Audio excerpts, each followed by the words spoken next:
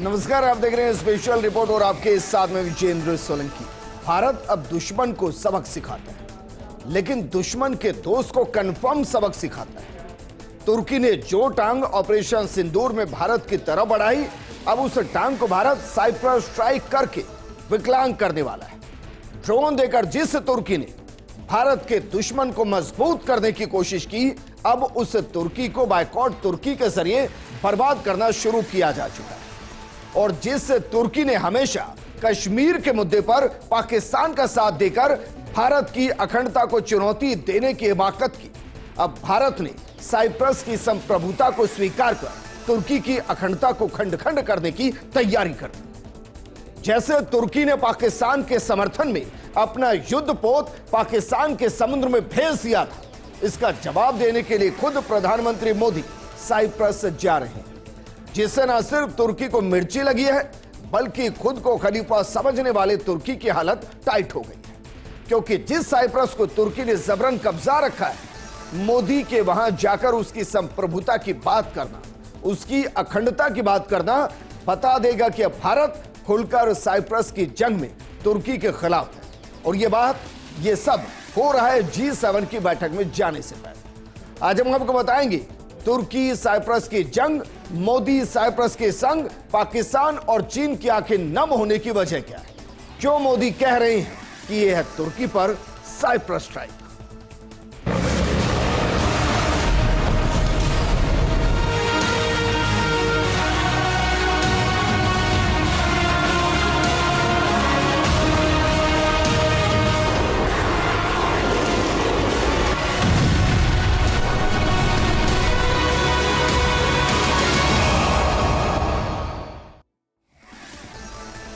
G7 के लिए प्रधानमंत्री मोदी को जाना है, लेकिन उससे पहले साइप्रस का दौरा वो करने वाले और साइप्रस के जरिए वो तुर्की को सबक सिखाने की तैयारी करें कि आपने ऑपरेशन सिंदूर के जरिए जो किया, अब साइप्रस पे भारत सीधे तौर पर उसके साथ खड़ा होगा। क्योंकि तुर्की भूल गया कि भूकंप के दौरान भारत ने सहायता का हाथ बढ़ाया, लेकिन तुर्की ने फिर से पीठ में खंजर घोंपने का काम किया। साइप्रस का दौरा क्यों महत्वपूर्ण है, भारत की साइप्रस के साथ आने से तुर्की पर इसका क्या असर पड़ेगा, उससे पहले एक तस्वीर आपको दिखा रहे हैं। तस्वीर जरा देखिए, क्योंकि ऐसा नहीं है कि प्रधानमंत्री मोदी पहले प्रधानमंत्री हैं जो साइप्रस जा रहे हैं। उससे पहले 1983 में जरा देखिए, इंदिरा गांधी साइप्रस जा चुकी हैं, 2002 में अटल बिहारी वाजपेयी साइप्रस जा चुके हैं और अब 2025 में प्रधानमंत्री नरेंद्र मोदी साइप्रस जा रहे हैं। लेकिन प्रधानमंत्री मोदी का साइप्रस जाना अटल बिहारी वाजपेयी जी के और इंदिरा गांधी जी के साइप्रस जाने से अलग है। यह इसलिए अलग है क्योंकि जब इंदिरा गांधी साइप्रस के दौरे पर थी, उस दौरान भारत साइप्रस तुर्की की इस कॉन्फ्लिक्ट के अंदर न्यूट्रल भूमिका में था, तटस्थ भूमिका में था। अटल बिहारी 2002 में जब साइप्रस के दौरे पर रहे, उस दौरान भी भारत तुर्की और साइप्रस की इस वॉर में तटस्थ यानी कि न्यूट्रल था। लेकिन 2025 में जब नरेंद्र मोदी साइप्रस के दौरे पर जा रहे हैं, उस दौरान तुर्की खुलकर भारत के खिलाफ खड़ा है और भारत खुलकर अब साइप्रस के साथ खड़ा है। और इसीलिए यह एक संदेश है, G7 में जाने से पहले साइप्रस जाना और तुर्की पर साइप्रस स्ट्राइक करना, इसके अपने आप में मायने हैं। क्या वाकई में साइप्रस के मुद्दे को प्रधानमंत्री मोदी G7 में उठा सकते हैं? क्योंकि प्रधानमंत्री मोदी की साइप्रस यात्रा तुर्की पाकिस्तान को सीधा सीधा संदेश है।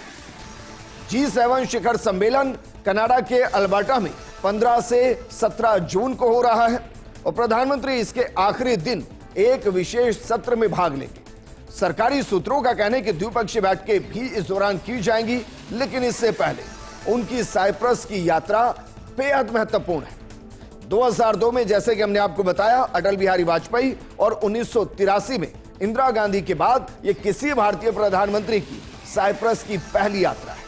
पहलगांव आतंकी हमले से लेकर ऑपरेशन सिंदूर तक में तुर्की ने जिस तरीके से पाकिस्तान के आतंकवाद का साथ दिया, उससे भारत और तुर्की के बीच दूरियां और ज्यादा तेजी से बढ़ती चली गई। तुर्की के राष्ट्रपति एर्दोगन ने पाकिस्तान के साथ एकजुटता दिखाई। ऐसे में प्रधानमंत्री मोदी की यह साइप्रस यात्रा बेहद महत्वपूर्ण है। और साइप्रस कैसे भारत के साथ हर वक्त रहा है, जैसे रूस रहा, साइप्रस भी बिल्कुल उसी तरीके से हमेशा भारत के साथ रहा और कुछ पॉइंट के जरिए आपको समझा रहे हैं कि तुर्की के खिलाफ साइप्रस किस तरीके से भारत का एक बड़ा हथियार हो सकता है। और वैसे भी भारत के हर एक मुद्दे पर जब दुनिया ने साथ छोड़ा, साइप्रस भारत के साथ खड़ा था। कैसे, जरा इसको समझने की कोशिश कीजिए और देखिए जरा। कश्मीर का मुद्दा, पाकिस्तान ने जब जब कश्मीर का राग अलापा, तुर्की आकर पाकिस्तान के साथ खड़ा हुआ, जबकि साइप्रस सीधे तौर पर भारत के साथ खड़ा रहा और हर बार उसने कश्मीर को भारत की अखंडता और संप्रभुता के साथ जोड़ा और उसे भारत का अभिन्न अंग बताया। दूसरा जरा देखिए, यूएनएससी में भारत की 27 सीट के लिए जिसने वकालत का पुरजोर तरीके से समर्थन किया, वो देश साइप्रस था। तीसरा देखिए, एनएसजी की सदस्यता, उसके अंदर भी जो भारत के समर्थन में खड़ा रहा, वो दरअसल साइप्रस रहा। 1998 में आपको याद होगा, एक एक करके कई परमाणु परीक्षण भारत ने किए। अमेरिका तक ने भारत पर कई तरीके के बैन लगाए, लेकिन उन परीक्षण के समर्थन में साइप्रस भारत के साथ खड़ा था।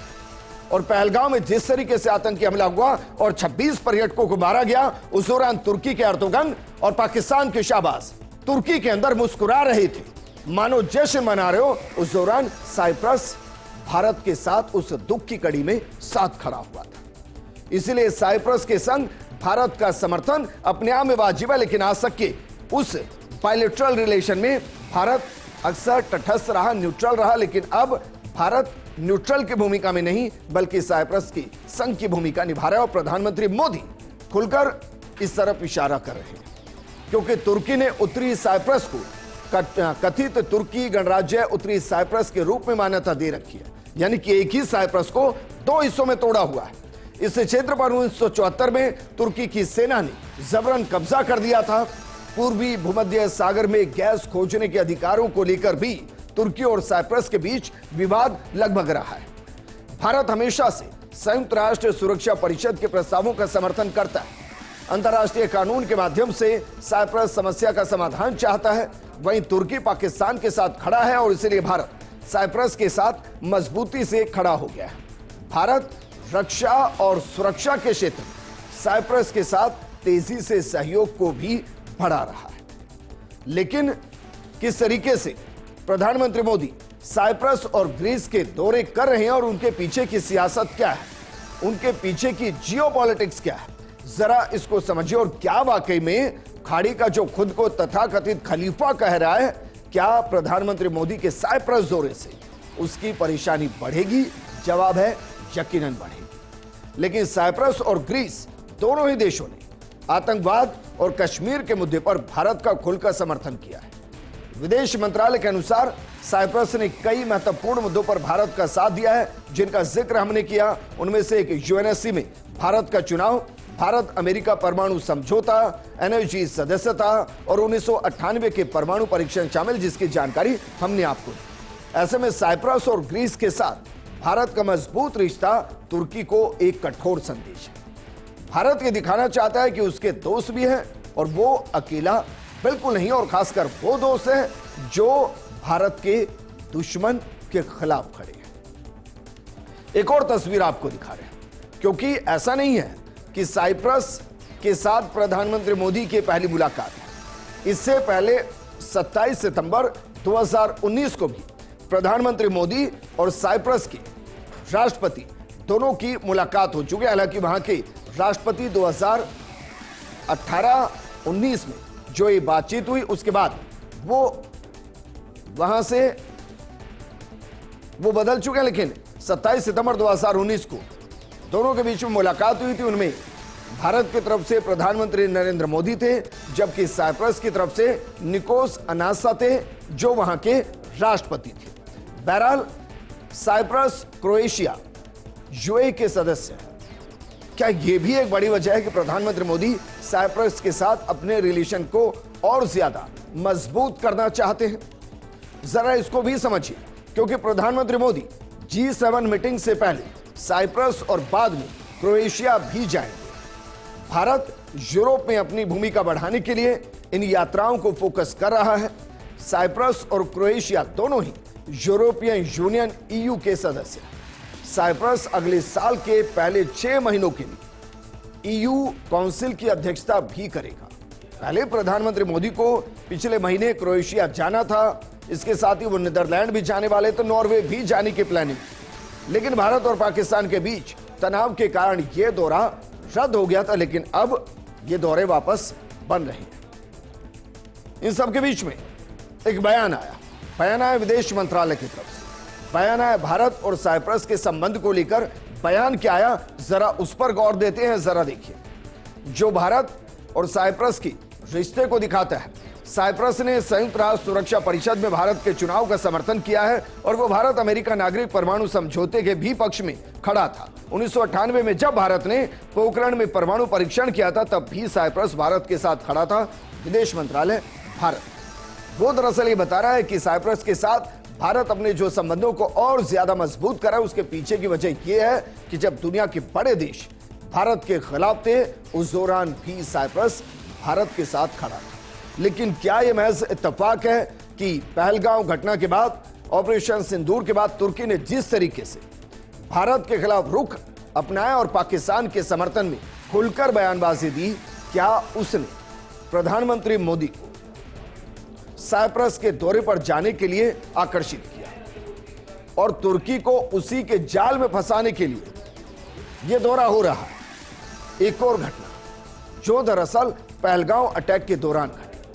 आप सोचिए, पूरी दुनिया जुबानी ही सही, लेकिन वो इस आतंकवादी घटना का विरोध कर रही है। लेकिन तुर्की और पाकिस्तान क्या कर रहे थे? इसने भी भारत को तुर्की के खिलाफ साइप्रस के समर्थन के लिए उत्साहित किया, क्योंकि 22 अप्रैल को जिस दिन आतंकियों ने भारतीय पर्यटकों की हत्या की थी, उस दिन पाकिस्तान के प्रधानमंत्री शहबाज शरीफ तुर्की के अंदर ही मौजूद थे। शहबाज और एर्दोगन 26 पर्यटकों की मौत पर मुस्कुराते नजर आए थे। तुर्की की राजधानी अंकारा में हंस हंस कर गले मिल रहे थे। ऐसा लग रहा था कि मानो 26 पर्यटकों की हत्या की खुशी मनाई जा रही है। एर्दोगन और शहबाज की उस तस्वीर की बड़ी आलोचना हुई थी। पहलगांव नरसंहार के तुरंत बाद पाकिस्तान ने एक कार्गो जहाज भरकर ड्रोन की एक बड़ी खेप भी तुर्की से मंगाई थी। पाकिस्तान ने ऑपरेशन सिंदूर के खिलाफ जो बुनियान अल मसरूर लॉन्च किया था ऑपरेशन, उसमें तुर्की और चीन के ड्रोन्स को शामिल किया गया था। इसके अलावा भारत और पाकिस्तान में तनाव बढ़ने के बाद तुर्की का जंगी जहाज 2 मई को कराची बंदरगाह पहुंच गया था। 27 अप्रैल को तुर्की का सैन्य विमान C-130 हरकुलिस भी पाकिस्तान गया था। 7-10 मई के बीच पाकिस्तान ने करीब 1000 ड्रोन भारत पर लॉन्च किए थे। आपको याद होगा, इन ड्रोन को चलाने के लिए भी बाकायदा तुर्की के सैनिकों ने पाकिस्तान का साथ दिया था। मतलब तुर्की भरोसे के लायक नहीं। ये मैं इसलिए कह रहा हूं क्योंकि तुर्की के अंदर भूकंप आया और भारत वो देश था जो सबसे पहले वहां पहुंचा। भारत की सेना पहुंची, न सिर्फ खाद्य सामग्री दी गई, आर्थिक सहायता दी गई, बल्कि बचाव दल का हिस्सा भी भारत बना था। लेकिन तुर्की भूल गया है सब कुछ, और इसीलिए साइप्रस के साथ भारत का जाना तुर्की को वहीं पर बांध रहा है। और इसीलिए आपको ध्यान होगा, भारत ने तुर्की का बायकॉट भी किया था। ड्रोन हमले के दौरान पाकिस्तान को समर्थन देने के चलते ही भारत ने तुर्की की एविएशन सर्विस कंपनी सैलिब के साथ करार तोड़ दिया था। भारत ने तुर्की का टूरिस्ट डेस्टिनेशन के तौर पर बायकॉट शुरू किया था। कई ट्रैवल एजेंसियों ने तुर्की के लिए बुकिंग बंद कर दी थी। राजस्थान, एमपी समेत कई देशों में आयात और निर्यात दोनों ही रोक दिया गया था। मोदी के साइप्रस जाने का प्लान भारत का बड़ा कूटनीतिक कदम माना जा रहा है और इसके जरिए भारत तुर्की को साइप्रस के मुद्दे पर घेरने की तैयारी में है। मुमकिन है कि जैसे तुर्की पाकिस्तान को हथियार देता है, वैसे ही भारत अब साइप्रस को हथियार देकर तुर्की को सबक सिखाने की तैयारी करे। और इसके लिए महत्वपूर्ण यह भी है क्योंकि 2022 के अंदर बाकायदा एस जयशंकर साइप्रस गए थे और वहां एक बड़ी सुरक्षा को लेकर डील भी हुई थी। लेकिन यह सब हो रहा है G7 से पहले। G7 से पहले यह सब होना, यह अपने आप में कई घटनाओं को एक साथ लेकर आता है। तो यह भी देख लीजिए जरा G7 में कौन कौन से देश शामिल हैं। जरा देखिए, G7 के अंदर अमेरिका है, फ्रांस है, जापान है, इटली है, ब्रिटेन है, जर्मनी है और कनाडा है। ये G7 के देश हैं जिनमें भारत को आमंत्रित किया गया है और भारत ने निमंत्रण को स्वीकार किया है। वहीं जरा अब यह भी देखिए, भारत और साइप्रस के बीच व्यापार अभी कितना है, क्योंकि बहुत से लोग ऐसे होंगे जो साइप्रस के बारे में नहीं जानते होंगे। तो जरा 2015 और 2024 इन 10 सालों के आंकड़े आपको दे रहे हैं। देखिए जरा, 2015 में 76.5 मिलियन यूरो का पूरा व्यापार था, जिसमें आयात 64.5 मिलियन यूरो और निर्यात 11.1 मिलियन यूरो था। 2024 में कुल व्यापार 188.75 मिलियन डॉलर था। आयात इसमें से 100 मिलियन डॉलर था और निर्यात 88.75 मिलियन डॉलर था। वहीं अगर बात करें जीडीपी के मामले में G7 देशों की हिस्सेदारी क्या है, तो जरा एक नजर इस पर भी डाल लीजिए कि जो G7 जिसमें प्रधानमंत्री मोदी जाने वाले हैं, वो दुनिया की जीडीपी का कितना हिस्सा कवर करते हैं, जरा इस पर भी एक नजर डाल लीजिए। America 24.4%, Japan 4.7%, Germany 4.1%, Britain 3.3%, France 2.8%, Canada 2.1%, Italy 2.0% और कुल मिलाकर 43.3% के आसपास दुनिया की जीडीपी के अंदर G7 देश भागीदारी निभाते हैं। और इसे दरअसल वैसे भी अमीरों का क्लब कहते हैं, जिसमें अब भारत को आमंत्रित किया गया और भारत ने आमंत्रण को स्वीकार किया है। G7 में भारत की रणनीति क्या रह सकती है, जरा एक नजर इस पर भी डाल लेते हैं, क्योंकि अगर भारत G7 जा रहा है, उससे पहले साइप्रस जा रहा है, तो सबसे बड़ा सवाल तो यह है कि क्या यूएनएससी जो अभी भी साइप्रस को अखंड साइप्रस मानती है, क्या उसको लेकर G7 का समर्थन भारत मान सकता है, क्योंकि G7 समिट में ऑपरेशन सिंदूर के बारे में चर्चा हो सकती है।